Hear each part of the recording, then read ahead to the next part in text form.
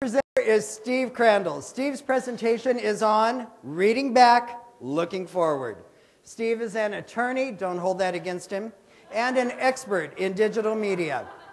He is CEO of ProMotion Holdings, a new media company he founded in Seattle, and along with Ron Cook, he owns Premier Realtime. He is an active NCRA member and currently serves as president of the Washington Court Reporters Association. My friend Steve.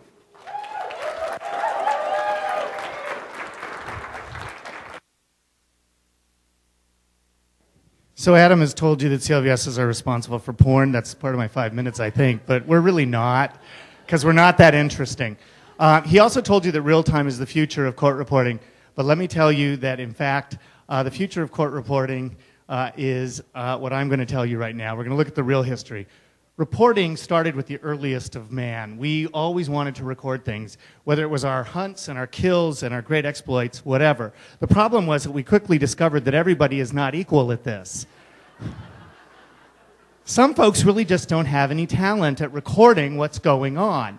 And so we began to have people who were better than others. And in the early days, we called those scribes. And in fact, scribes in Egypt were highly revered, right? These were people that were treated almost like royalty, appropriately so, because at the time, in order to transcribe what was going on, they were having to chisel it in stone, right? So the early folks were chisel writers. Now, the first thing that was actually recorded as a statute in stone we're all familiar with, and that was, of course, the 10 Commandments, right? Chiseled in stone. And we all know who the court reporter was on that.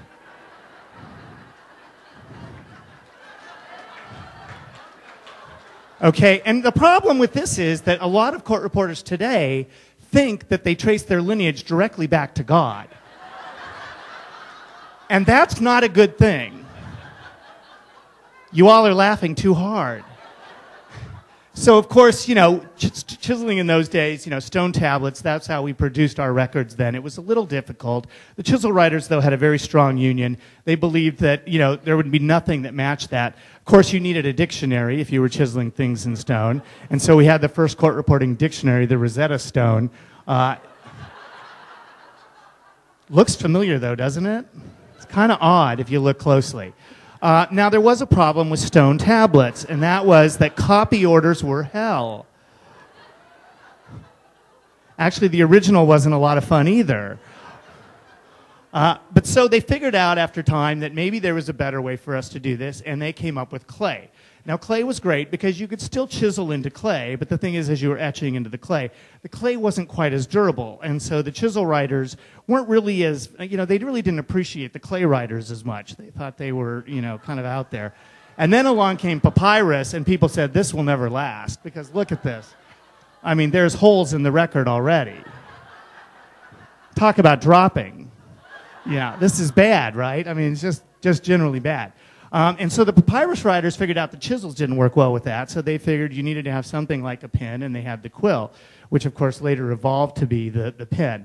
And so we had pen writers. And pen writers became the future and the way in which we recorded things for centuries and centuries and centuries. And gradually they became better at that, right? And so we had folks that actually developed shorthand styles for us to be able to do this. So they could write things very, very quickly. And for a long, long time, writing things out was how we did this until the invention of type. And type was a huge thing. Suddenly, you didn't have monks having to record things out. You actually could press multiple copies of something. It was much more efficient. The people who were writing things in pen weren't thrilled. And then along at the end of the 1800s came the steno machine, right? Now, I look at this. We have this in our office. There's not enough keys. It's bizarre. There's just not enough keys there. But, of course, the steno machine came along, and we had steno. And back at that time, of course, the pen writers and the machine writers didn't get along real well. The machine writers didn't want the steno. Does this say anything dirty, by the way? I don't read steno, so I should have run this by Ron. The next big evolution, of course, was the computer.